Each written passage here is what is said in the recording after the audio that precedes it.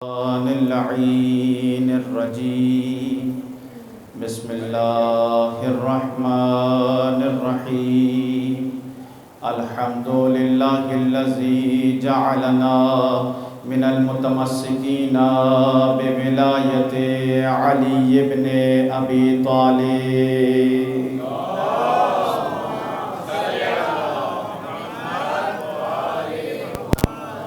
ثم الصلاة والسلام على أشرف الأنبياء والمرسلين خاتم النبيين سيدنا ومولانا أبي القاسم محمد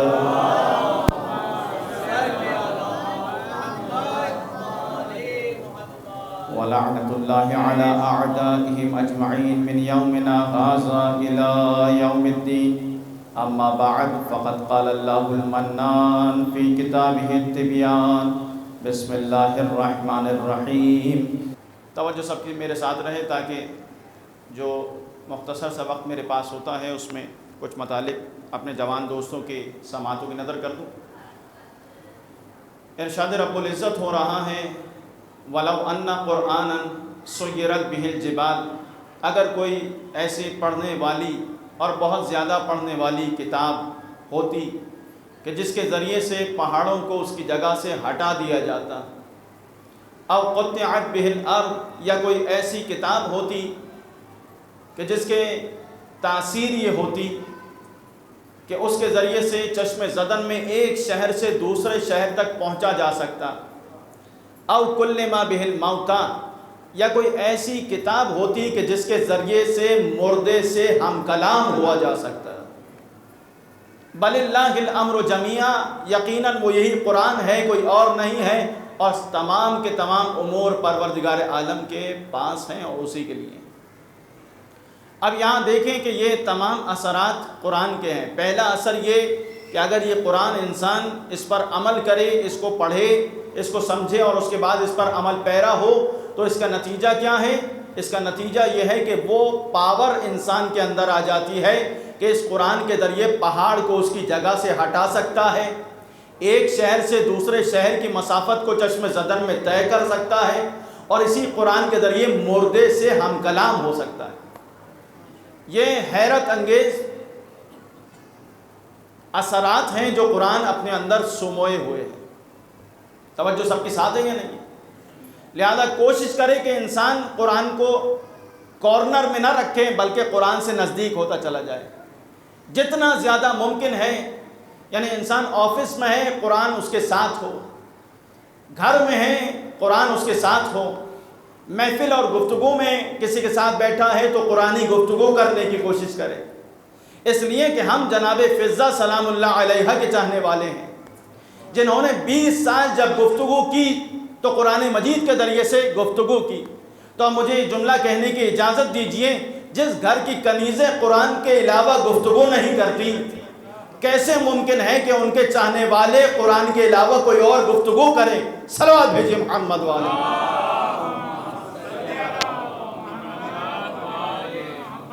لہذا لازم ہے کہ قرآن کو اپنی زندگی میں انسان لے کر آئے، اپنا منشور حیات بنائے۔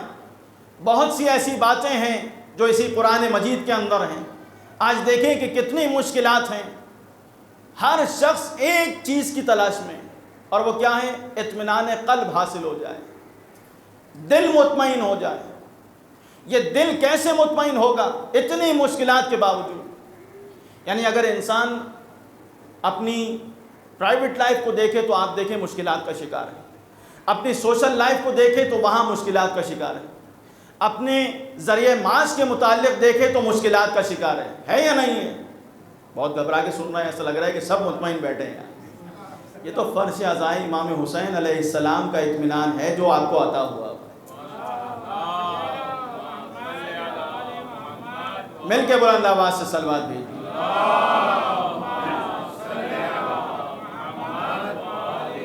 اور یہ جملہ بھی یہاں آپ کی سماعتوں کی نظر کر دوں کہ یہاں فرش عزا پہ، بعد میں مجھے جملہ کہنا تھا، پہلے کہہ رہا ہوں، یہ فرش عزا کی برکت ہے کہ انسان اپنے تمام غموں کو بھول جاتا ہے، اور جو اطمینان کی کیفیت سید الشہداء کی اس مجلس کی وجہ سے اسے حاصل ہوتی ہے، وہ اطمینان انسان کو دنیا کے کسی کونے میں، کسی تفریح میں، کسی ذکر میں حاصل نہیں ہو سکتی۔ یہ اطمینان اس ذکر کا نتیجہ ہے۔ بہرحال ہر پہلو میں آپ دیکھیں گے کہ مشکلات کے شکار ہیں۔ شہر کی حالت دیکھیں، مشکلات کا مجموعہ ہے۔ سڑکوں کی حالت دیکھیں تو مشکلات ہیں۔ یعنی واقعتاً ان مشکلات میں انسان کیسے مطمئن ہو سکتا ہے؟ آئیے قرآن کی طرف رجوع کیجئے۔ آواز پروردگار آ رہی ہے، الا بذکر اللہ تطمئن القلوب۔ صرف ایک چیز ہے کہ جس کے ذریعے اطمینان قلب آ سکتا ہے۔ انسان جب تک اپنے آپ کو یہ سمجھتا ہے کہ میں ہی ہوں، جب تک مشکلات کا شکار رہتا ہے، لیکن جہاں پروردگار عالم پر اعتماد کرتا ہے، اسے یاد کرتا ہے کہ مجھ سے بڑھ کر ایک طاقت موجود ہے، وہاں اطمینان قلب کی کیفیت خود بخود آتی ہے یا نہیں ہے؟ یعنی دیکھیں، اگر انسان اس کیفیت میں رہے کہ میں ہوں اور مجھے کرنا ہے تو ہمیشہ پریشان رہے گا، لیکن جہاں اس مسئلے کا حل یہ نکالے کہ نہیں، مجھے اپنی کوشش کرنی ہے، یعنی وظیفے کو انجام دینا میرا کام ہے، نتیجہ پروردگار عالم کے ہاتھ میں ہے۔ اور جب یہ بات انسان کے ذہن میں آ جائے گی کہ نتیجہ میرا کام نہیں ہے، میرا کام کوشش کرنا ہے، تو جب انسان کوشش کرے گا، نتیجے کو پروردگار پر چھوڑ دے گا، اس کے ذکر کے ذریعے سے قلب مطمئن ہوتا چلا جائے گا۔ لہذا انسان ذکر قرآن کے ذریعے ذکر پروردگار کر سکتا ہے۔ یہ قرآن کہاں کہاں ہونا چاہیے؟ مسجد میں بیٹھا ہو تو قرآن پڑھے، گھر میں ہو تو قرآن پڑھے، آفس میں جا رہا ہے تو قرآن پڑھے۔ یہ لازم ہے کہ انسان ان کاموں کو انجام دے۔ اور سب سے زیادہ لازم کہاں ہے کہ انسان قرآن سے متمسک ہو؟ سب سے زیادہ لازم ہے، یہ روایت صادق آل محمد امام جعفر صادق علیہ السلام سے ارشاد فرماتے ہیں، نوروا بیوتکم بتلاوت القرآن، اپنے گھروں کو منور کرو قرآن مجید کی تلاوت کے ذریعے سے۔ کیوں؟ یعنی گھر اگر منور ہوتا ہے تو تلاوت قرآن کے اثر کے ذریعے سے ہوتا ہے۔ یعنی روایت یہ کہتی ہے کہ جس طرح سے زمین والوں کے لیے آسمان کے درخشاں ستارے منور ہوتے ہیں، اسی طرح سے وہ گھر کے جس میں قرآن مجید کی تلاوت کی جاتی ہے، وہ آسمان والوں کے لیے اسی طرح سے منور ہو جاتا ہے۔ یہ کوئی معمولی بات نہیں ہے۔ لہذا اگر انسان اپنے گھر میں ہے تو قرآن مجید کی تلاوت کرے، اور جو گھر ہے وہ انسان کی زندگی کا کون سا حصہ ہے؟ یہ انسان کی زندگی کا پرائیویٹ حصہ ہے، پرائیویٹ لائف۔ تو پرائیویٹ لائف کے لیے کیا فارمولہ دیا گیا؟ پرائیویٹ لائف کے لیے فارمولہ دیا گیا کہ قرآن کی تلاوت کرے۔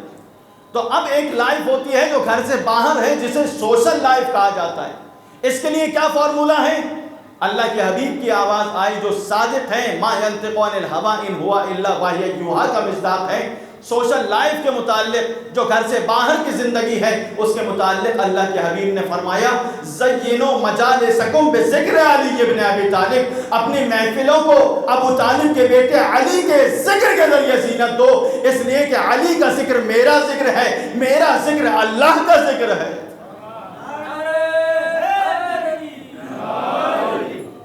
توجہ ہے یا نہیں؟ تو پرائیویٹ لائف کے لیے یہ فارمولہ اور سوشل لائف کے لیے فارمولہ۔ کیوں؟ کیا علی، اس کا مطلب کیا ہے؟ علی قرآن سے جدا نہیں ہے۔ ذکر علی ابن ابی طالب غیر قرآن نہیں ہے، بلکہ جب انسان قرآن کو پڑھے گا، جتنا پڑھتا جائے گا علی ابن ابی طالب سمجھ میں آتے چلے جائیں گے۔ لہذا مولا کی ایک وصیت جو نہج البلاغہ کے اندر درج ہے، اس کی طرف توجہ کیجیے۔ مولا نے بہت سی وصیتیں کی، ان میں سے ایک فراز میں فرمایا، اللہ اللہ فی القرآن۔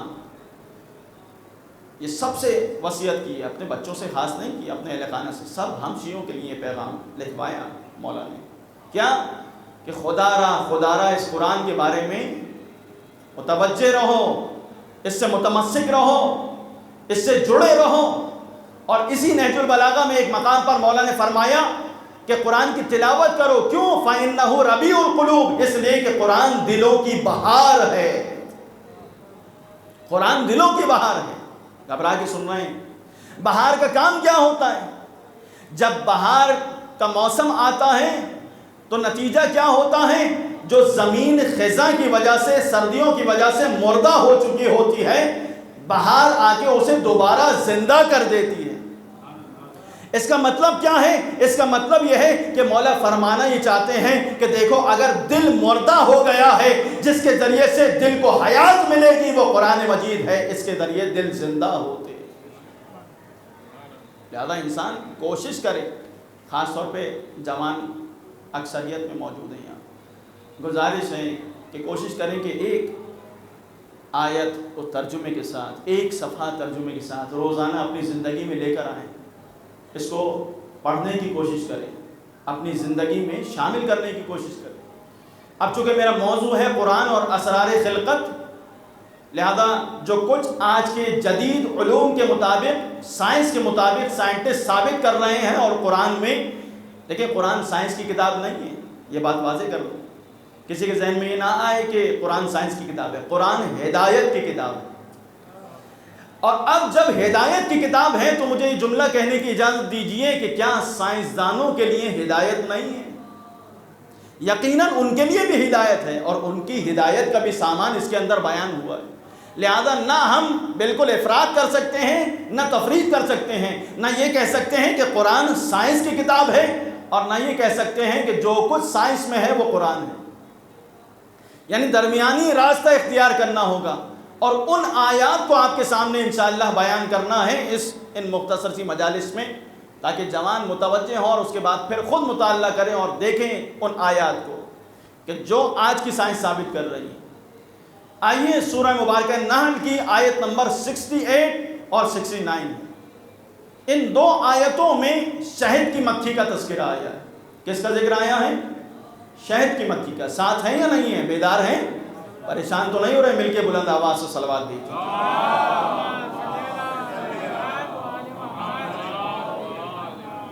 اگر آپ محبت سے سنیں گے اور ساتھ دیں گے تو میرے لیے مطلب کو بیان کرنا آسان ہوگا. ان دو آیتوں میں پروردگار عالم ارشاد فرما رہا ہے وَأَوْحَى رَبُّكَ إِلَى النَّحْلِ أَنِ اتَّخِذِي مِنَ الْجِبَالِ بُيُوتًا وَمِنَ الشَّجَرِ وَمِمَّا يَعْرِشُونَ ثُمَّ كُلِي مِن كُلِّ الثَّمَرَاتِ وَاسْلُكِي سُبُلَ رَبِّكَ ذُلُلًا يَخْرُجُ مِن بُطُونِهَا شَرَابٌ مُخْتَلِفٌ أَلْوَانُهُ إِنَّ فِي ذَلِكَ لَآيَاتٍ لِقَوْمٍ يَتَفَكَّرُونَ. اللہ اکبر.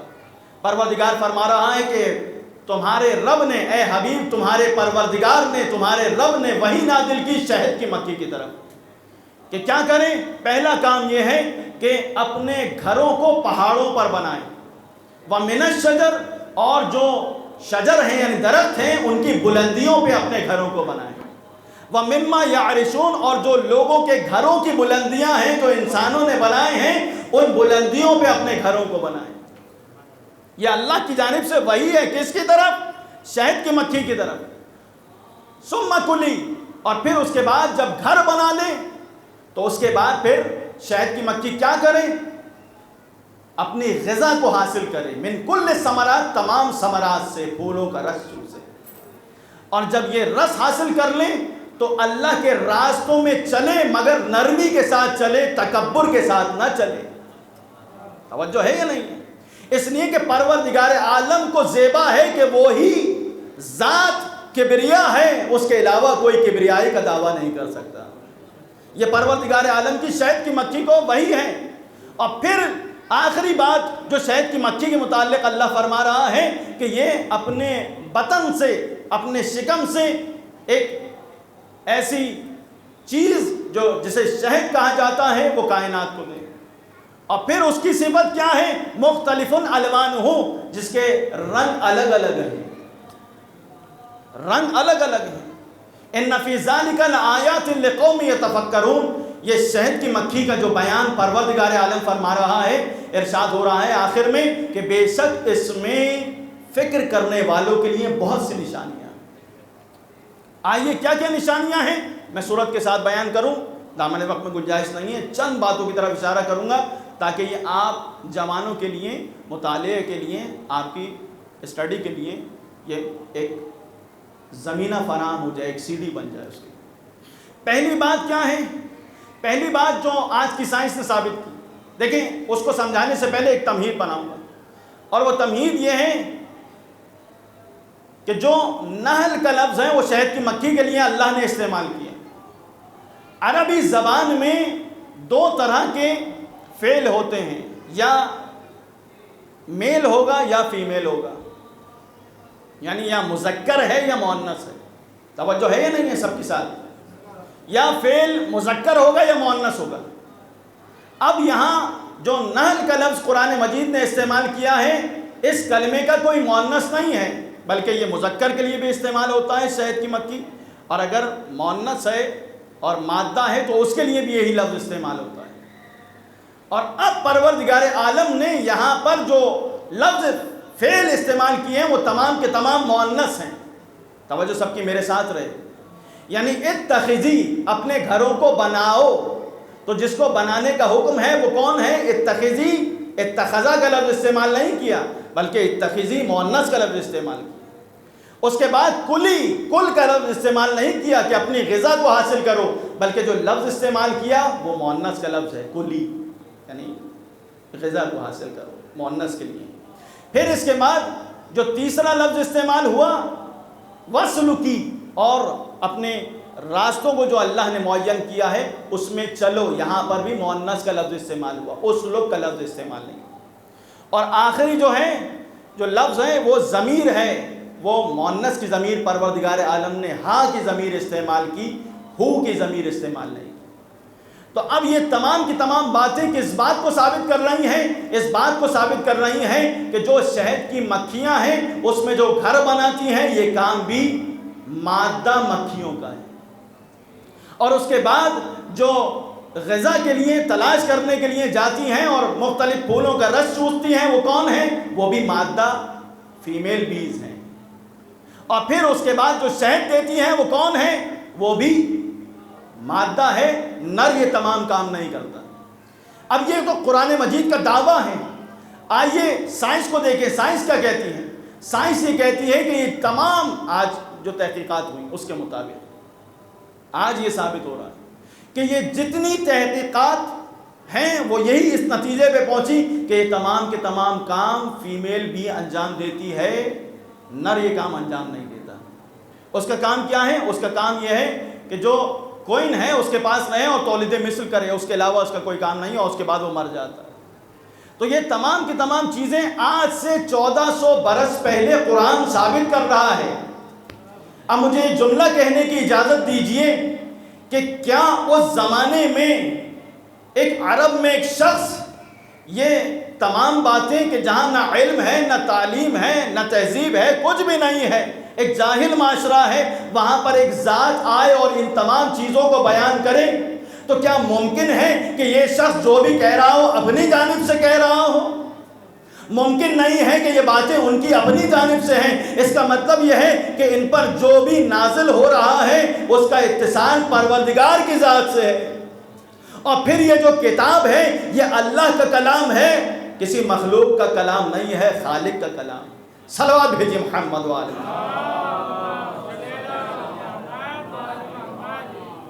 اب میں تیزی سے اس مطلب سے گزر گیا، آپ پر لازم ہے کہ اس پہ غور کیجیے۔ دوسری بات کیا ہے؟ دوسری بات یہ ہے کہ بہت سے ذہنوں میں اور خاص طور پہ جوان سوال کرتے ہیں کہ کیوں پروردگار عالم نے عربی زبان میں قرآن کو نازل کیا، کسی اور زبان میں کیوں نازل نہیں کیا؟ ہے یا نہیں ہے یہ سوال؟ کیوں پروردگار عالم کسی اور زبان میں، اردو میں نازل کرتا، انگلش میں نازل کرتا، آسان ہو جاتا۔ آئیے انگلش اور عربی کا موازنہ کرتے ہیں اسی لفظ نحل پر۔ نحل کا لفظ شہد کی مکھی کے لیے عربی میں استعمال ہوتا ہے، اور انگلش میں کون سا لفظ استعمال ہوتا ہے؟ انگلش میں کیا کہتے ہیں؟ بی کہتے ہیں۔ یہ بی اور نحل میں فرق کیا ہے؟ جو انگریز ہیں انہوں نے یہ لفظ بی کا استعمال کیا اس وجہ سے کیونکہ جب یہ کان کے پاس سے گزرتی ہے تو ایک بی کی آواز آتی ہے جو انسان کو اچھی محسوس نہیں ہوتی، لہذا جب وہ کان کے پاس سے گزرتی ہے اور یہ آواز آتی ہے اس کے اعتبار سے اس کا نام رکھ دیا بی۔ لیکن جو عربی زبان ہے اس میں جو لفظ استعمال ہوا وہ کیا ہے؟ النال. یہ نال کا لفظ یعنی اللہ نے عربی میں کیوں نازل کیا؟ نحل کے معنی واضح ہوں گے تو بات سمجھ میں آ جائے گی. نحل کے معنی یہ ہے کہ وہ وجود کہ جو کسی دوسری چیز کو کچھ عطا کرے مگر اس کے بدلے میں کچھ نہ چاہے. توجہ ہے یا نہیں؟ یعنی شہد کی مکھی کائنات کی بہترین چیز کائنات کو دے رہی ہے، عالم انسانیت کو دے رہی ہے، اور بدلے میں کچھ نہیں چاہ رہی، اس لیے اس کو نحل کہتے ہیں. یہ ہے عربی کی فصاحت و بلاغت کہ جو لفظ استعمال ہو رہا ہے وہ بھی معمولی نہیں ہے، اس میں بھی اس چیز پر اور اس نقطے پر ہاتھ رکھا گیا ہے جو پازیٹو ہے، نیگیٹو نہیں. یہ قرآن مجید کا اعجاز ہے. تو اب مجھے یہ جملہ کہنے کی اجازت دیجئے، جو اللہ عربی کی نزاکتوں اور فصاحت و بلاغت کی وجہ سے ان تمام چیزوں کو مد نظر رکھتے ہوئے جب شہد کی مکھی کا تذکرہ کرنا چاہتا ہے تو کسی زبان کو استعمال نہیں کرتا بلکہ عربی زبان کے نحل لفظ کو استعمال کرتا ہے. اور یہ وہ شہد کی مکھی ہوتی ہے کہ جو بلا عوض عطا کرتی ہے. تو مجھے یہ جملہ کہنے کی اجازت دیجئے، جب اللہ نے شہد کی مکھی کو جو کائنات کی بہترین چیز، بہترین غذا دے رہی ہے اور بغیر کسی معاوضے کے دے رہی ہے، تو کیا ممکن ہے کہ اللہ ہم پر نماز کو واجب کرے مگر اس میں کوئی فائدہ نہ ہو، روزے کو فرض کرے اس میں کوئی فائدہ نہ ہو، عبادتوں کو واجب کرے مگر اس میں کوئی فائدہ نہ ہو؟ اس کا مطلب یہ ہے کہ تمام کی تمام چیزیں مفید ہیں. جس طرح شہد کی مکھی مفید ہے اسی طرح یہ چیزیں بھی مفید ہیں.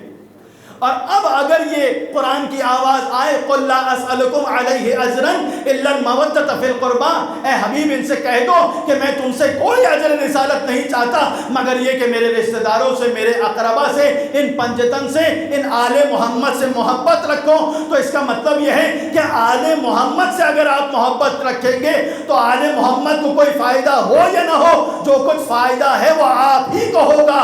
آپ کا ایمان قوی ہوگا، دنیا بھی سنور جائے گی، عقبہ بھی سنور جائے گی. لہذا نحل کا لفظ استعمال ہوا.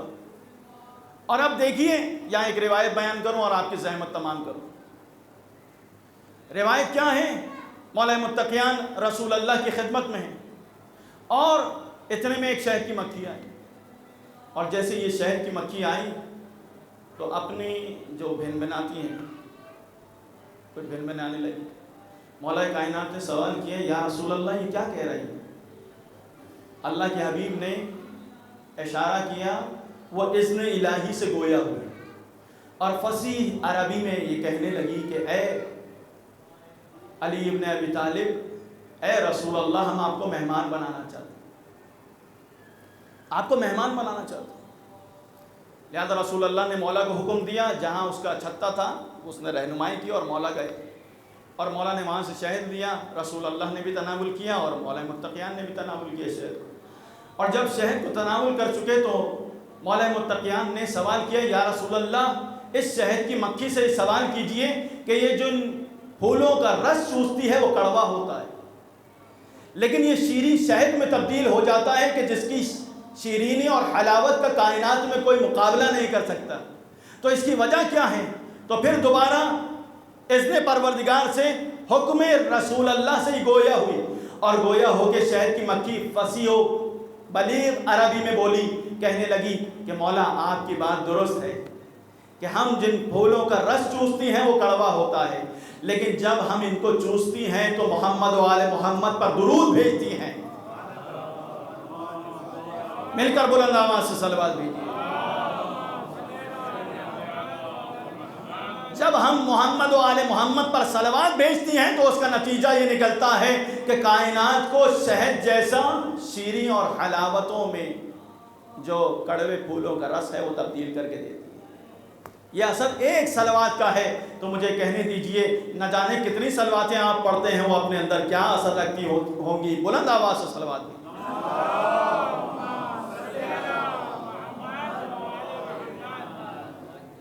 تقریباً 40,000 پھولوں کا رس چوستی ہے اور ان پھولوں کا رس چوسنے کے بعد تقریباً ایک شہد کی مکھی 2 میل کا رقبہ طے کرتی ہے اور 40,000 پھولوں کا رس چوستی ہے.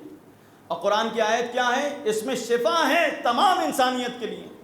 اور پھر عجیب بات ہے جو قرآن نے دعویٰ کیا وہ آج کی سائنس ثابت کر رہی ہے۔ میں نے ایک کتاب پڑھی سورہ نحل کی تفسیر میں، جو خاص سورہ نحل کی تفسیر پہ تھی، تقریباً 15 برس ایک عربی مصر کے ڈاکٹر نے، جو سائنٹسٹ تھے، انہوں نے تحقیق کی اور اس کے بعد شہد کی مکھی پر پوری ریسرچ کی۔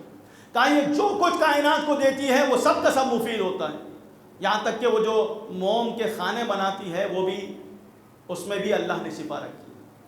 اور پھر انہوں نے ایک آخری بات کہوں گا اور زحمت تمام، آخری بات یہ کہی کہ اس کے جو رنگ ہوتا ہے شہد کا، وہ ہر شہد کا رنگ دوسرے دفعہ جو وہ شہد کی مکھی شہد دیتی ہے اس سے الگ ہوتا ہے۔ توجہ ہے یا نہیں؟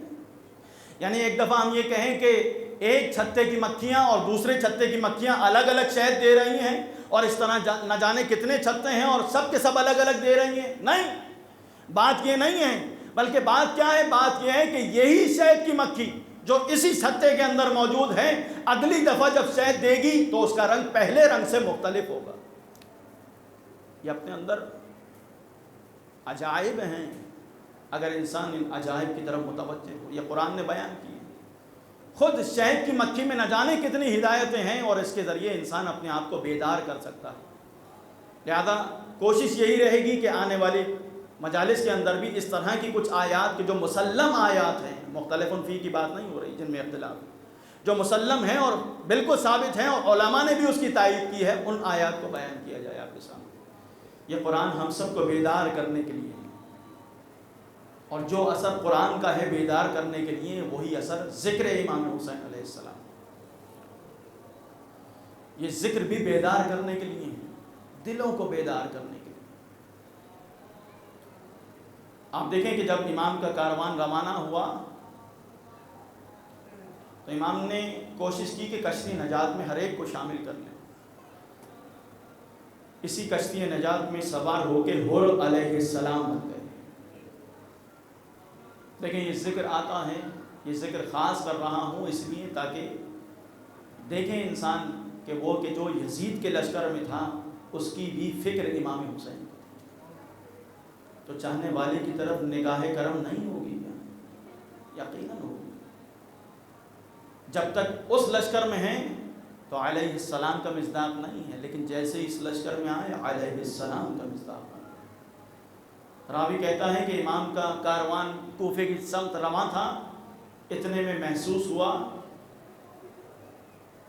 کہ کچھ کھجور کے درخت نظر آئے، تو امام کے جس صحابی کو، ساتھی کو یہ کھجور کے درخت نظر آئے، اس نے تکبیر بلند کی، اللہ اکبر، اور جیسے ہی تکبیر بلند کی تو مولا نے سوال کیا کہ یہ تم نے تکبیر کیوں بلند کی؟ تو وہ کہتا ہے کہ مجھے سامنے نخلستان نظر آ رہا ہے، کھجور کے درخت نظر آ رہا ہے۔ مولا نے فرمائے بیابان ہے، صحرا ہے، یہاں کھجور کے درخت نہیں، ذرا غور سے دیکھو۔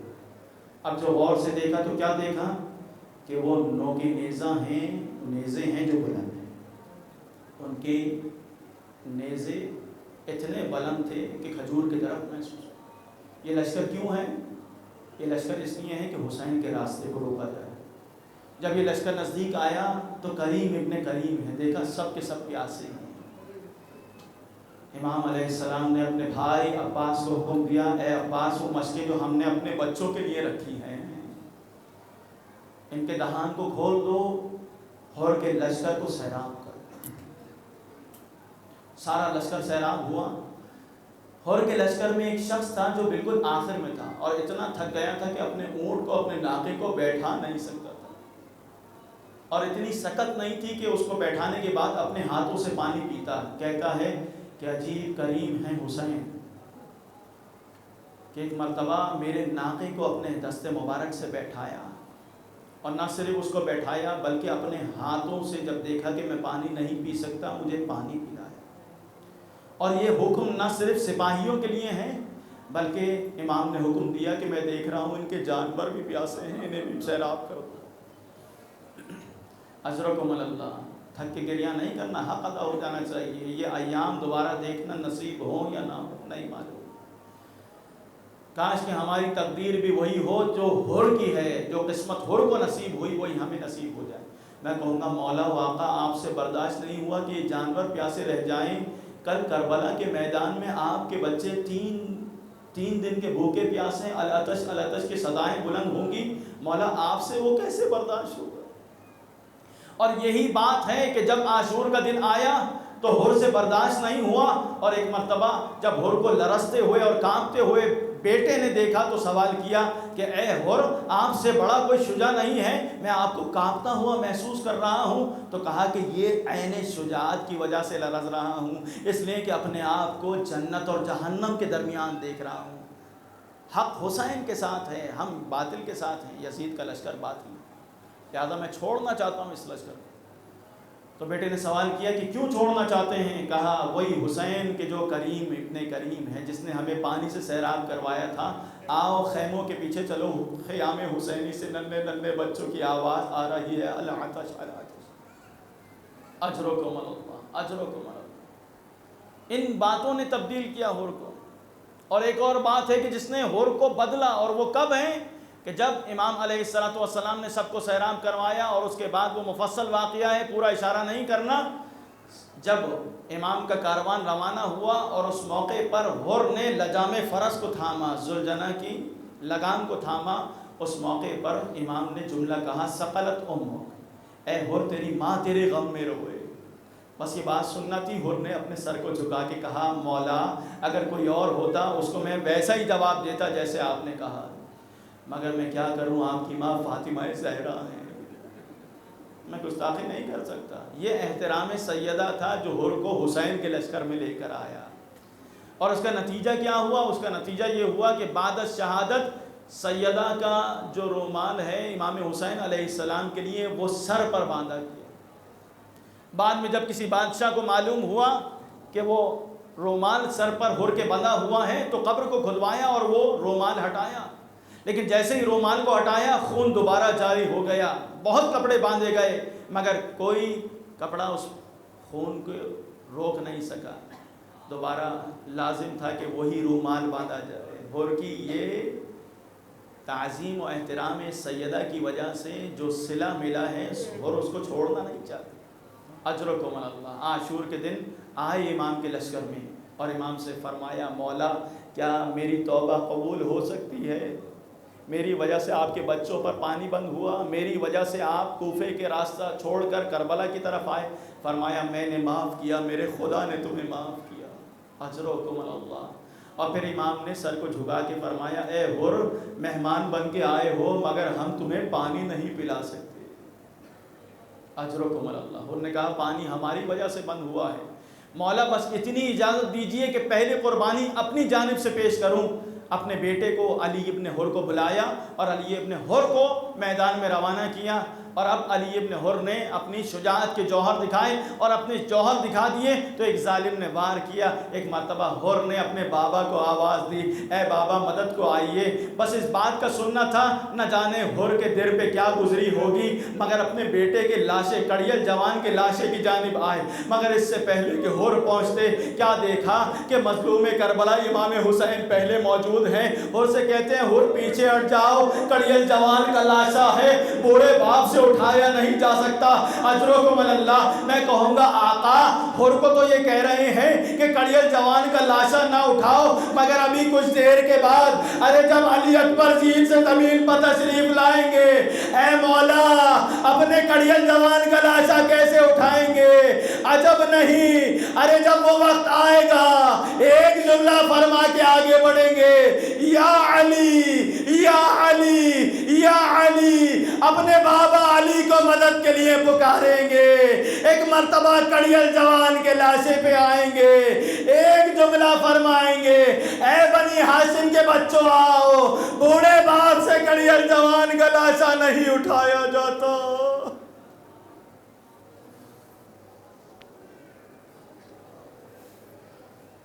الا لعنت اللہ علی القوم الظالمین وسيعلم الذین ظلموا أيّ منقلب ينقلبون۔ ماتم حسین۔